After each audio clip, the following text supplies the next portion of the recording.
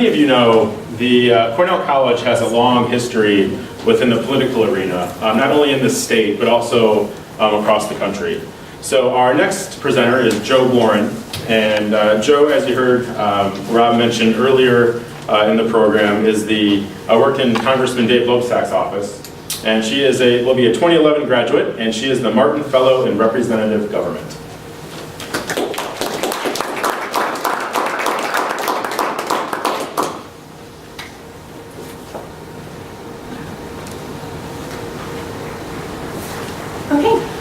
Thank you everyone for coming to my presentation. My name is Joanna Warren and I was the Martin Fellow in Representative Government. And as Jason mentioned, I worked in Congressman Dave Loebsack's office in Washington, D.C. So the office of Representative Loebsack, first of all, is one of 3 offices that the Congressman uses. The other 2 are located here in the 2nd District of Iowa. And the office I worked in is the DC office for Iowa's 2nd District. So the focus of my fellowship was really to assist the staff of the Congressman in his DC office there. To begin with, I really helped them to communicate with the constituents from the district here through telephone, mail, email, and fax. I also supported the congressional staff in their own personal research projects, which would be things like drafting bills or finding out information for the congressman about certain topics that are coming before the House. Also, one of the more enjoyable parts of my fellowship was to provide tours for the guests of the congressman through the Capitol building. And I have to say, I certainly learned a lot about the history of that building through the process of doing that. But the main part of my fellowship was creating a research proposal regarding increasing the sustainability of pollinators in the United States. I did this through research which included attending briefings, using the Congressional Research Service for summaries of past actions on this topic, as well as interviewing members of the Congressional Pollinator Protection Caucus, which is a bipartisan caucus focused on sustainability of pollinators. So the results of my research were actually very interesting. I learned that since 2006, beekeepers across the nation have noticed a dramatic loss in their colony numbers. This phenomenon is called colony collapse disorder. So to deal with this problem, I suggested a few different solutions. First of all, I proposed that we need to institute new laws which will regulate the method and frequency of colony data collection. The data up to this point has been very spotty and inconsistent. Secondly, I proposed stricter regulations on imported bees.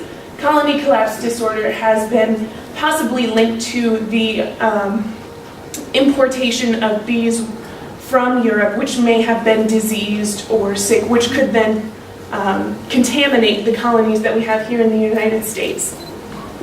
Thirdly, I would like to educate the public on the importance of pollinators by showing them the role that pollinators play in our agriculture. And finally, I would like to continue support of research to discover the exact cause of CCD. As of right now, we are not sure of exactly why the colony numbers are dropping so dramatically, but we do have research being implemented at the moment, and I would like to continue funding for that research. While I was in Washington, D.C., I learned several different things. To begin with, I learned how to communicate politically, which, if any of you have been involved in politics, there is a certain way to communicate what you want to say and to who you want to say it, and a certain language you have to use. So I really learned how to use that language in the way that was appropriate for my position. Secondly, I learned how to filter information effectively. You get a lot of information being bombarded at you from several different places while you're in Washington, D.C. And I really learned to hone my skills in filtering that information in order to make it the most effective information for the Congressman and for his staff that I could. Thirdly, I learned how to be a good representative of my office at all times. Anywhere you go, you are representing the Congressman and you have to put on a good face for his office, which is something that I learned to do. Personally, I really learned about professionalism in the workplace, about self-sufficiency living in Washington, D.C. on my own, and finally about the value of connections and networking.